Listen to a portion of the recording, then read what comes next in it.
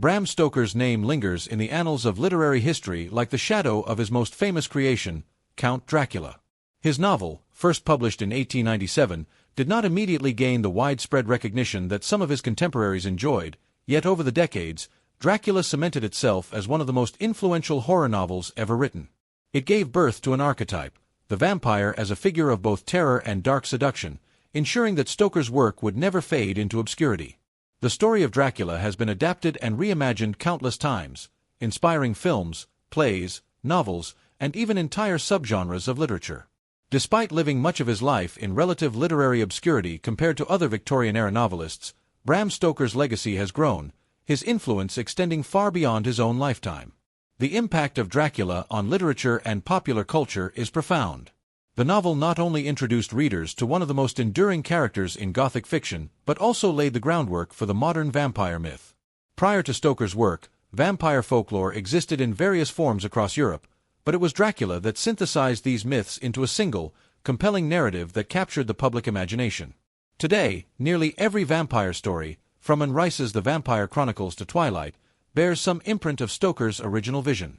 The themes of life, death, and immortality, wrapped in the eerie, mist-covered landscapes of Transylvania, have fascinated audiences for generations, turning Dracula into a symbol of both fear and allure.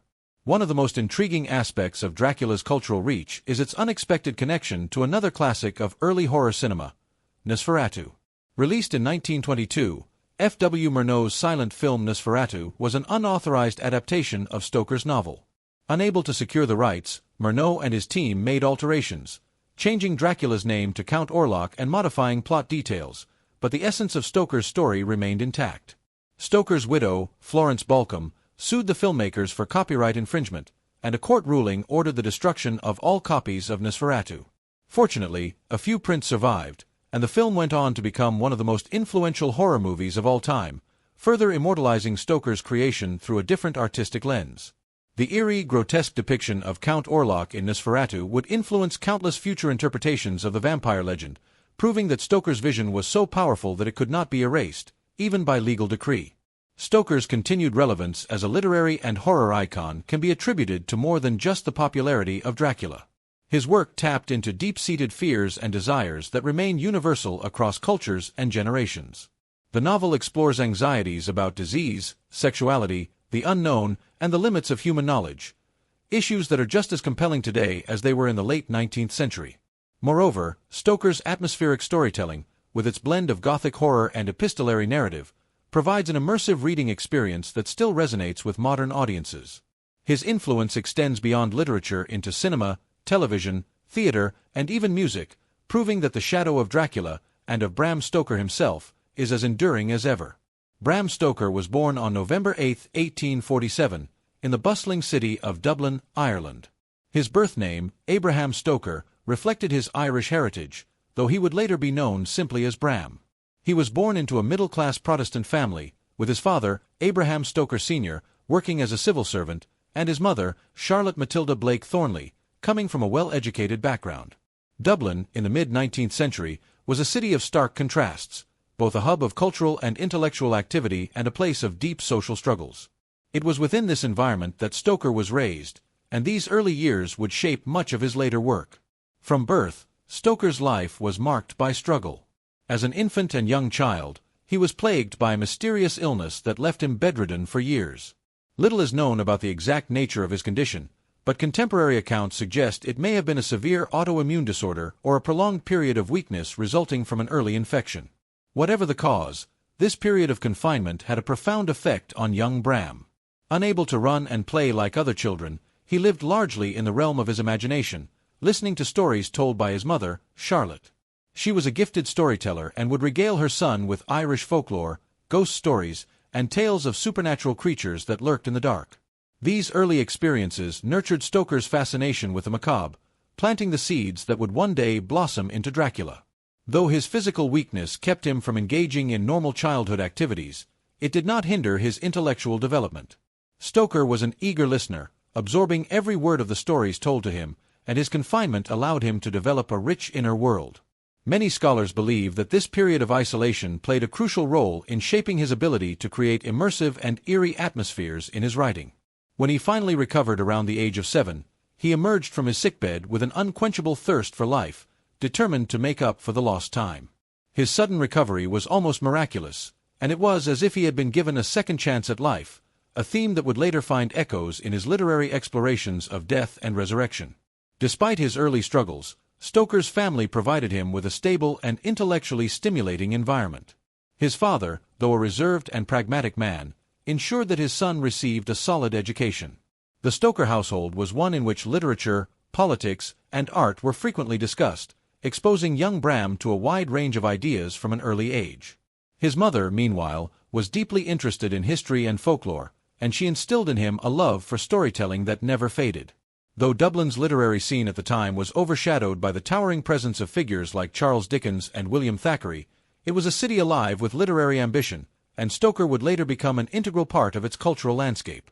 As he grew older and stronger, Stoker's passion for reading and storytelling only intensified. His childhood illnesses had left him with a sense of otherworldliness, a belief that there were mysteries beyond the physical realm. This idea, of life existing on the boundaries between the known and the unknown, would become a hallmark of his fiction. Even as he matured and entered adulthood, the shadows of those early years never truly left him, shaping his fascination with horror, death, and the supernatural. During his years at Trinity College, Dublin, 1864 to 1870, Bram Stoker immersed himself in a rigorous academic environment that honed his intellectual and literary faculties. Trinity College, known for its rich literary tradition, provided Stoker with access to an extensive collection of classical and contemporary works. His time there not only refined his writing skills but also exposed him to a broad range of literary influences that would later shape his storytelling. One of the most significant inspirations was Irish folklore and mythology, which played a crucial role in shaping his imaginative landscapes. The tales of ancient Irish heroes, supernatural beings, and eerie legends instilled in him a fascination with the mystical and macabre. These themes would later surface in his most famous works, including Dracula, which carries echoes of Irish ghost stories and myths of the undead. In addition to folklore, Stoker developed a profound connection with Gothic literature and early horror tales. The works of authors such as Mary Shelley, Charles Maturin, and John Polidori introduced him to the dark, psychological depths of horror fiction. He was particularly drawn to themes of forbidden knowledge, cursed beings, and the struggle between reason and superstition. This literary exposure shaped his unique approach to horror, one that balanced suspense, psychological depth, and an eerie atmosphere. His growing interest in the supernatural was further enriched by his passion for theater and the arts. During his college years, he became an enthusiastic participant in Dublin's theatrical circles, frequently attending performances and writing reviews. His admiration for the dramatic arts would later influence his writing style, particularly in his ability to craft vivid scenes and compelling dialogues that read like theatrical performances. Following his academic years, Stoker took his first steps in writing through various creative and critical outlets. He initially wrote essays and critical pieces, establishing himself as a thoughtful and analytical writer. His foray into journalism further sharpened his ability to tell compelling stories, particularly those involving mystery and the supernatural. Dublin's literary scene provided him with ample opportunities to engage in discussions on literature, culture, and storytelling. His fascination with ghost stories became particularly evident during this period, as he began exploring narratives of the uncanny and the unknown. Among his greatest literary influences were Sir Walter Scott and Edgar Allan Poe. Scott's historical novels, rich in Gothic elements and dramatic intensity, inspired Stoker's own approach to blending historical depth with suspenseful storytelling. Poe's mastery of psychological horror and macabre themes left a lasting impression on Stoker, who admired his ability to evoke terror through intricate narratives and unsettling atmospheres. These influences laid the foundation for Stoker's own literary ambitions, paving the way for his eventual emergence as one of the most significant figures in Gothic horror literature. Bram Stoker's early career was a balancing act between the mundane world of civil service and the thrilling, creative realm of theater and literature. Upon completing his studies at Trinity College, Dublin, he secured a position as a civil servant at Dublin Castle, working in the Irish civil service. His role involved administrative duties, paperwork, and bureaucratic responsibilities, a steady but unremarkable profession that provided financial stability. However, the routine of government work was not enough to satisfy his literary ambitions. Alongside his work at Dublin Castle, Stoker nurtured his passion for literature and drama by writing theatre reviews for the Dublin Evening Mail. This was an unpaid position, but it offered him the opportunity to immerse himself in Dublin's vibrant theatrical scene. He attended performances, engaged with actors and playwrights, and developed a deep appreciation for the stage. His reviews, though written as a side pursuit, demonstrated a keen eye for storytelling and dramatic structure. It was through this work that Stoker crossed paths with Henry Irving, one of the most celebrated actors of the Victorian era. Irving, known for his commanding presence and Shakespearean performances, became a pivotal figure in Stoker's life. The two men formed a strong bond, and Irving recognized in Stoker a man of intelligence and devotion. Their friendship would later lead to a defining moment in Stoker's career, when Irving invited him to London to manage his theatre. In 1878, Stoker made a life-changing decision. He left Dublin for London to become Henry Irving's personal assistant and the manager of the Lyceum Theatre. This opportunity thrust him into the heart of the city's literary and theatrical elite, marking a dramatic shift in his career. The move was a gamble. While it offered excitement and prestige, it also required him to abandon the security of his civil service job. At the Lyceum Theatre, Stoker took on numerous responsibilities, ranging from handling finances and publicity to overseeing performances and organizing Irving's demanding schedule. His job was intense, requiring long hours and meticulous attention to detail. Managing such a high-profile theater, particularly one led by an actor as ambitious as Irving, was no easy feat. Stoker proved himself indispensable, ensuring that productions ran smoothly and that Irving's reputation flourished.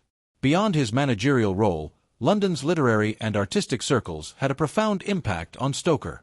The city was home to some of the greatest writers of the time, and through his association with Irving, Stoker became acquainted with figures like Oscar Wilde, Arthur Conan Doyle, and Mark Twain. These connections placed him at the heart of Victorian intellectual society, exposing him to diverse literary ideas and influences. Doyle, the creator of Sherlock Holmes, shared Stoker's fascination with mystery and the supernatural, while Wilde, a fellow Irishman, brought wit and elegance to literature that Stoker greatly admired. Twain, an established literary giant, represented the broader reach of storytelling beyond Britain. These friendships enriched Stoker's understanding of narrative techniques and deepened his appreciation for Gothic fiction, which was undergoing a resurgence in popularity. While Stoker remained dedicated to his role at the Lyceum, the job also demanded much of his time and energy, delaying his own literary ambitions. Nevertheless, his experiences in the theater, observing actors, witnessing dramatic performances, and navigating the complexities of storytelling on stage, contributed significantly to his later fiction. Bram Stoker's personal life also underwent a significant transformation during this period. In 1878, shortly before moving to London, he married Florence Balcombe, a woman known for her beauty and social connections. Interestingly, Florence had once been the love interest of Oscar Wilde, which led to some speculation about tensions between Wilde and Stoker. However, Florence ultimately chose Stoker, and their marriage began with optimism and excitement. The couple's life in London was a blend of theatrical glamour and financial struggle. Stoker's position at the Lyceum provided social prestige, allowing them to attend exclusive events and interact with high-profile figures. However, the reality of managing a theater meant long hours and limited financial rewards. The burden of balancing work, writing, and family life weighed heavily on Stoker. In 1879, Florence and Bram welcomed their only child, Noel Stoker. Fatherhood added both joy and pressure to Stoker's life, as he now had a family to support. While he maintained his role at the Lyceum, he harbored greater ambitions. His ultimate dream was to establish himself as a writer.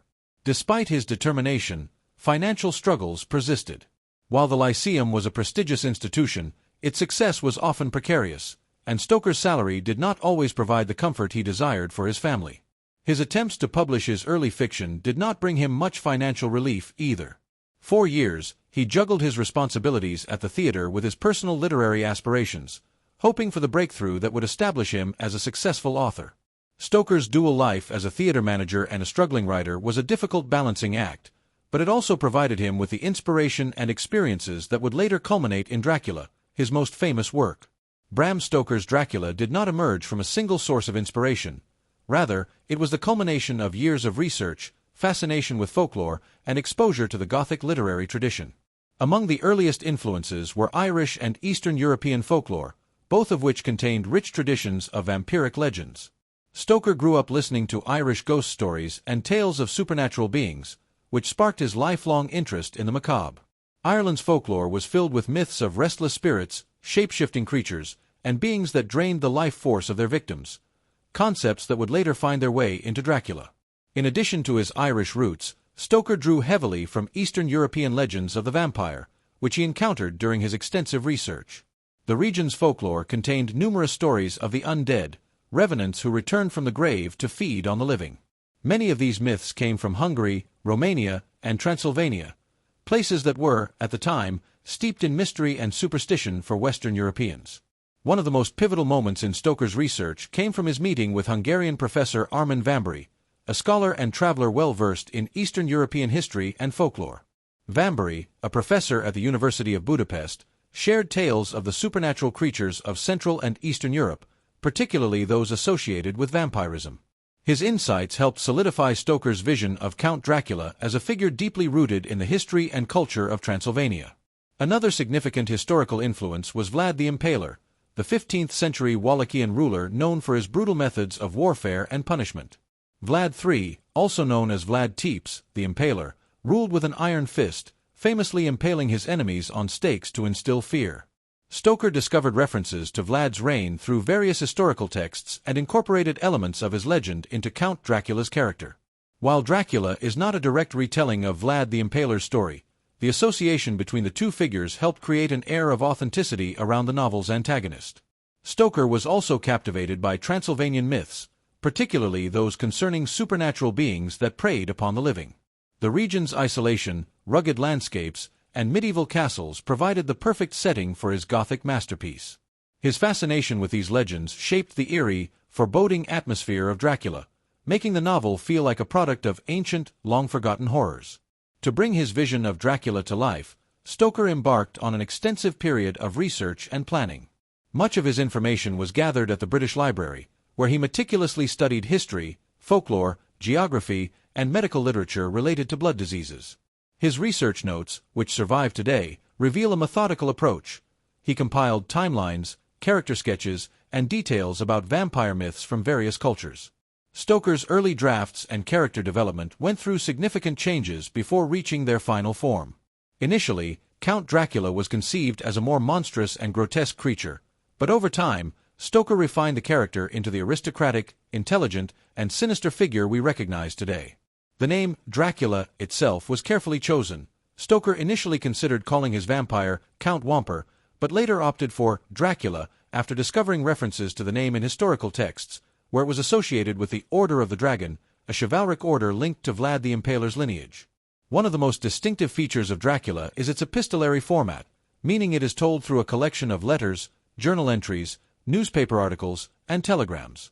Stoker likely chose this format to enhance the novel's realism and sense of immediacy. By presenting the story as a collection of personal accounts, he created the illusion that the events were documented records of actual supernatural occurrences. This structure also allowed multiple perspectives, building suspense as different characters pieced together the terrifying truth about Dracula. Published in 1897, Dracula quickly established itself as one of the most enduring works of Gothic horror. The novel follows the story of Jonathan Harker, a young solicitor who travels to Transylvania to assist Count Dracula with a real estate transaction. Once at the Count's castle, Harker discovers Dracula's true nature as a vampire and barely escapes with his life. Meanwhile, Dracula travels to England, spreading terror and preying upon the unsuspecting Lucy Westenra. Dr. Van Helsing, a Dutch physician with expertise in the occult, leads the fight against Dracula, eventually hunting him back to Transylvania, where he is finally defeated. At the heart of the novel is the character of Count Dracula, whose origins and symbolic meaning extend beyond mere villainy. Dracula embodies fears of the unknown, representing both ancient evil and modern anxieties. He is a shapeshifter, a predator, and a figure of immense intelligence and power. His ability to control others through hypnosis and his influence over animals heighten his sense of menace. Dracula's aristocratic demeanor and foreign origins also reflect Victorian concerns about invasion and cultural contamination. The novel's themes align with Victorian fears, particularly regarding disease, sexuality, and immigration. The idea of the vampire as a figure who drains the life force of others can be linked to contemporary anxieties about tuberculosis and other infectious diseases that were poorly understood at the time. The novel also explores themes of repressed sexuality, with Dracula's feeding scenes carrying strong undertones of seduction and violation. Furthermore, Dracula, as a foreign invader who arrives in England and spreads his influence, plays into anxieties about immigration and the fear of outside forces disrupting British society. Despite its compelling narrative and rich symbolism, Dracula received mixed critical reception upon its release. Some critics praised its originality and eerie atmosphere, while others dismissed it as sensationalist horror. Nevertheless, the novel gradually gained a cult following and became increasingly influential in the horror genre. Following its publication, Dracula became a widely adapted and reinterpreted work, but Stoker himself struggled to control its rights. One of the most notable legal battles concerning Dracula arose from unauthorized adaptations, particularly in Germany. In 1922, the German director F.W. Murnau released Nosferatu, a symphony of horror, an unauthorized adaptation of Dracula that closely followed the novel's plot while altering names and details. Count Dracula was renamed Count Orlok, and certain story elements were changed, but the essence of the novel remained intact. Since the filmmakers had not obtained the rights to Dracula, Stoker's widow, Florence Stoker, took legal action. Florence engaged in a copyright battle against Murnau, demanding that all copies of Nosferatu be destroyed. The German court ruled in her favor, ordering the destruction of the film. However, some copies survived, allowing Nosferatu to become a seminal work of early horror cinema. The case against Nosferatu highlighted the difficulties of protecting literary works in the early 20th century. Stoker himself had faced financial struggles, and despite Dracula's growing popularity, he never earned substantial wealth from it. His widow continued to fight for the novel's rights long after his death, ensuring that Dracula remained legally tied to the Stoker estate. Over time, Dracula inspired countless adaptations, including stage plays, films, and television series. The character of Count Dracula evolved into an enduring pop culture figure, but the legal battles surrounding the novel reflected the ongoing challenge of securing intellectual property rights in the entertainment industry. Despite these struggles, Dracula cemented Bram Stoker's legacy as a master of Gothic horror, ensuring his work would be studied and celebrated for generations to come. By the early 20th century, cinema had emerged as a powerful medium for storytelling, and it was only a matter of time before Dracula made its way to the screen. However, the first major film adaptation of Stoker's novel was not an official one. In 1922, German director F.W. Murnau released Nosferatu, a symphony of horror, a silent film that was a thinly veiled retelling of Dracula but without securing the rights from Stoker's estate. Nosferatu was deeply rooted in German Expressionism, a film movement that emphasized stark contrasts, exaggerated shadows, and haunting imagery to evoke emotion and psychological unease.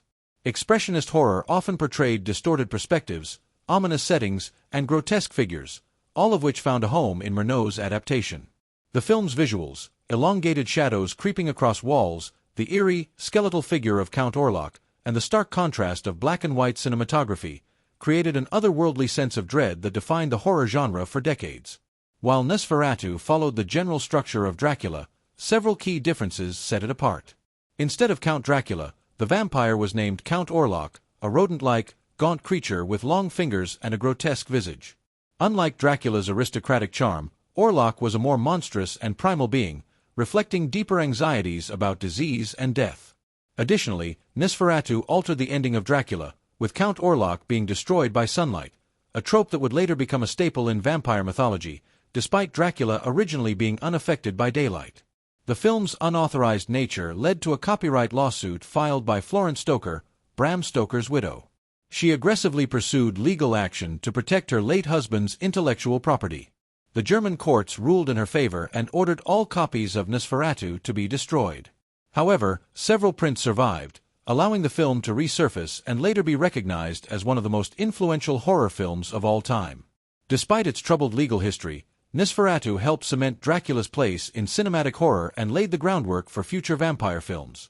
Although Nosferatu was an artistic triumph, it wasn't until Universal Studios released Dracula, 1931, that the Count truly became a Hollywood icon. Directed by Todd Browning and starring Bela Lugosi, this adaptation brought Stoker's creation to mainstream audiences in a way that had never been done before. Universal's Dracula transformed the vampire mythos by introducing several elements that became permanent fixtures of Dracula's on-screen legacy. Bela Lugosi's Dracula was unlike the monstrous Orlok of Nosferatu. Instead, he was an elegant, hypnotic aristocrat with a thick Eastern European accent, slicked back hair, and a flowing cape, an image that would define Dracula for generations. Lugosi's performance, filled with slow, deliberate speech and piercing stares, established the stereotypical portrayal of vampires in pop culture. His version of Dracula was sophisticated yet menacing, charming yet deadly. The film's success ensured that Stoker's creation would remain at the heart of horror cinema for decades. The influence of the 1931 film extended far beyond its immediate success. It played a significant role in shaping the Universal Monsters franchise, which included classics like Frankenstein, 1931, The Mummy, 1932, and The Wolfman, 1941. Universal's portrayal of Dracula not only cemented him as an enduring horror figure, but also contributed to the rise of Hollywood horror as a genre. Despite the film's success, Bram Stoker's contributions remained largely uncredited in the film industry. The novel had been adapted, reimagined, and commercialized, but Stoker himself had never seen the financial benefits of his creation. Nevertheless, the 1931 Dracula ensured that his work would continue influencing cinema, literature, and pop culture long after his death. By the 1950s, horror had begun to evolve, and Hammer Horror Studios ushered in a new era of Gothic horror with heightened sensuality and brutality. Their 1958 adaptation, Dracula, also known as Horror of Dracula in the U.S., featured Christopher Lee as the Count and Peter Cushing as Van Helsing, marking one of the most iconic actor-director duos in horror history. Hammer's Dracula introduced a more monstrous and seductive version of the vampire than previous portrayals. Unlike Lugosi's calm, calculating Count, Lee's Dracula was physically imposing, overtly menacing, and far more violent. His piercing red eyes, blood-streaked mouth, and feral movements made him an intimidating presence. This Dracula was no longer merely a hypnotic aristocrat, but a terrifying embodiment of carnal hunger and savagery. Lee's portrayal also reintroduced overt sexual themes, with Dracula's bite portrayed as an act of seduction as much as predation. These elements tapped into anxieties surrounding repressed desires and Victorian morality, reinforcing Dracula's role as a symbol of forbidden temptation. Hammer's take on Dracula ensured that Stoker's influence continued shaping horror cinema, proving that the vampire genre could evolve with the times while maintaining its Gothic roots. Over the years, Hammer produced several sequels, with Christopher Lee reprising his role in multiple films, further cementing Dracula's status as an immortal figure in horror. The late 20th and early 21st centuries saw Dracula reinterpreted in new and diverse ways. Among the most notable adaptations was Francis Ford Coppola's Bram Stoker's Dracula, 1992, starring Gary Oldman as the titular vampire.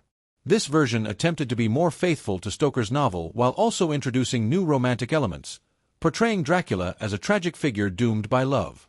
The film's lavish visuals, Gothic atmosphere, and operatic storytelling revived mainstream interest in Stoker's original vision. Beyond direct adaptations, Dracula influenced numerous works of vampire fiction, including Anne Rice's Interview with the Vampire, Stephen King's Salem's Lot, and even modern franchises like Twilight and The Strain.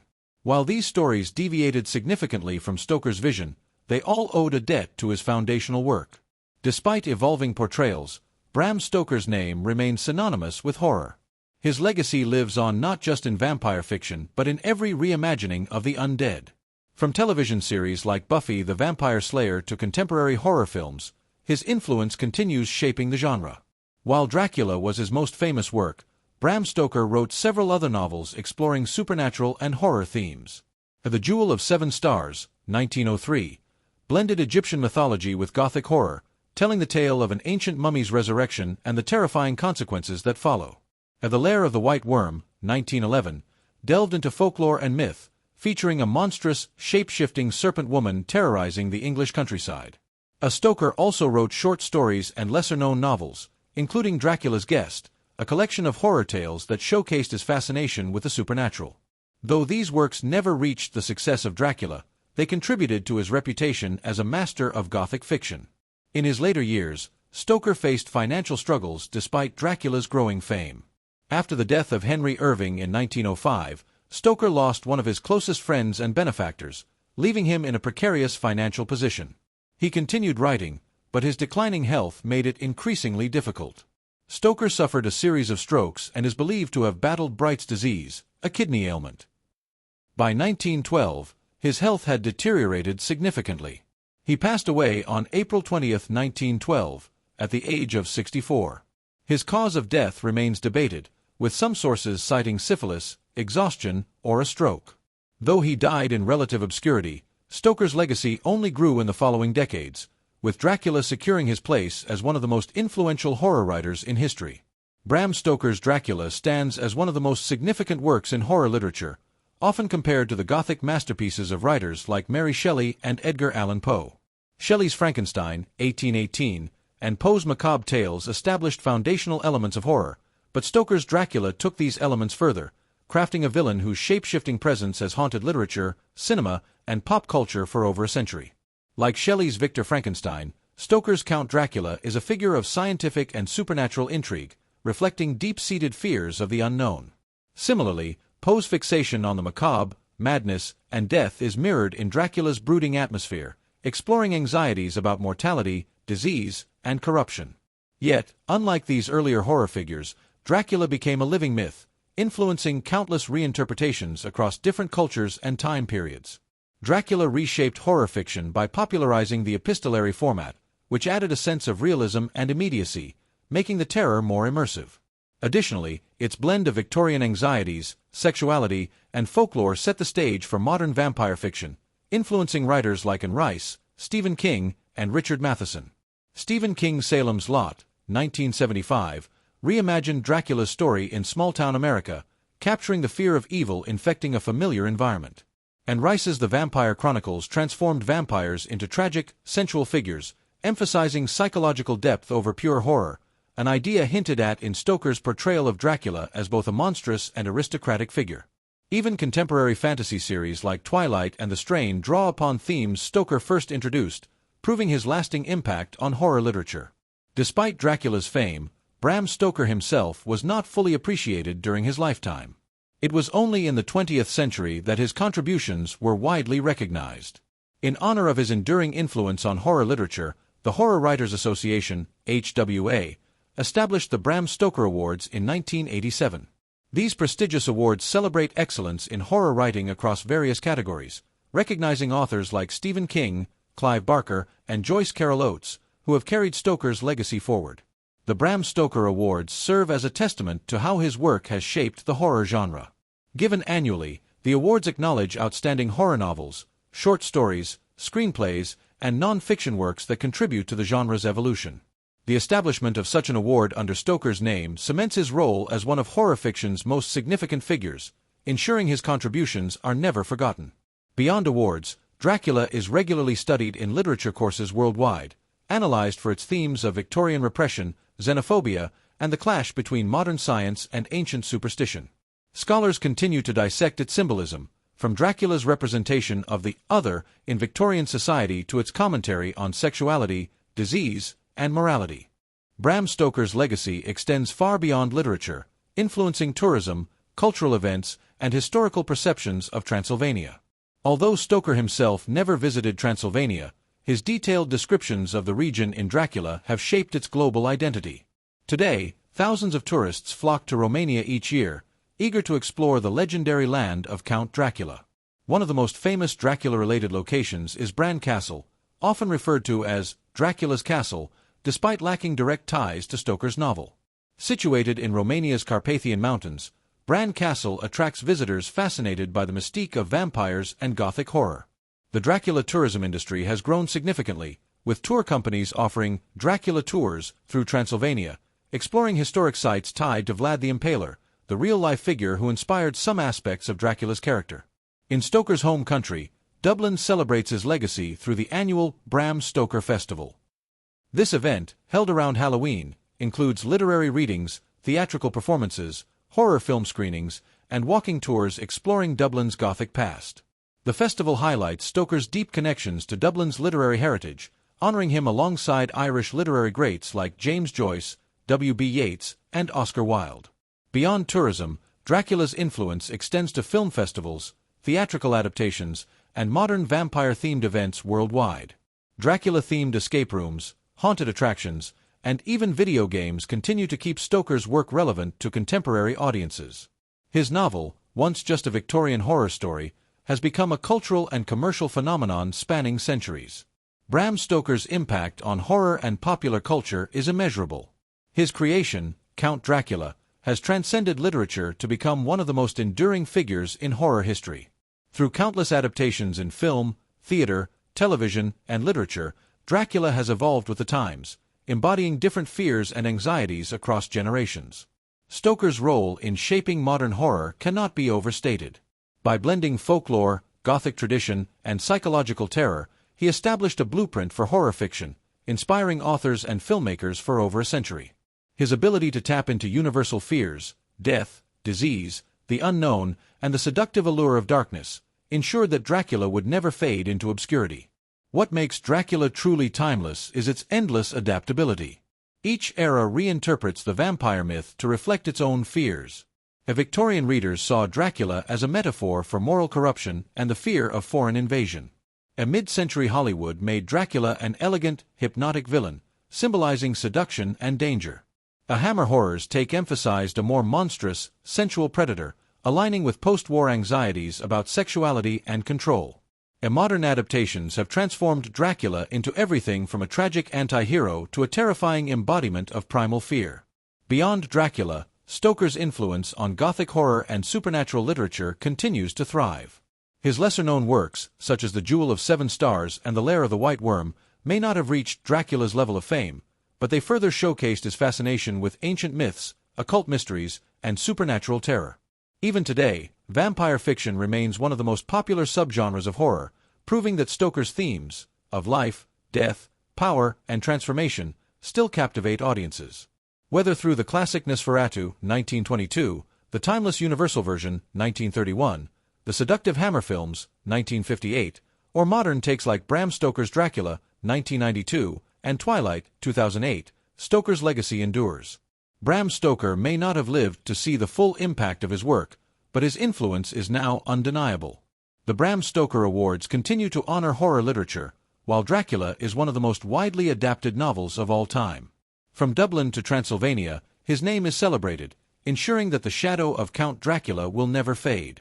As long as horror exists, as long as humans continue to be fascinated by the mysteries of death and the allure of the supernatural, Dracula will continue to be read, studied, and adapted. Stoker's creation was not just a novel, it was the birth of a legend.